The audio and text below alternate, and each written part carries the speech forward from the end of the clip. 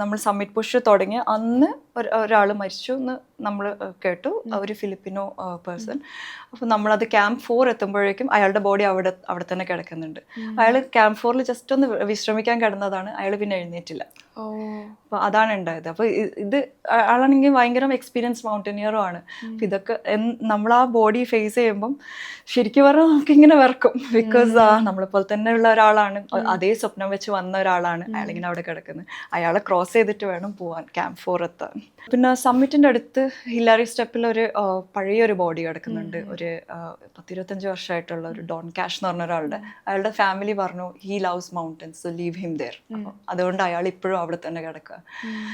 എല്ലാവരും അയാളുടെ സൈഡിൽ ഒരു കുറച്ച് നേരം നിന്നിട്ടൊക്കെയാണ് പോകാൻ. ബിക്കോസ് ഹിലാരി സ്റ്റെപ്പ് കുറച്ചൊരു ടെക്നിക്കലി ഹാർഡായിട്ടുള്ള സ്ഥലമാണ്, സ്ലാൻഡിങ് റോക്സ് ആണ്, ക്ലോസ് ടു ദ സമ്മിറ്റ്. അപ്പം എന്തായാലും ആൾക്കാർ അവിടെ ടൈം സ്പെൻഡ് ചെയ്തിട്ടേ പോകുള്ളൂ. അപ്പോൾ അയാളിങ്ങനെ കണ്ടുകൊണ്ടിരിക്കും നമ്മൾ.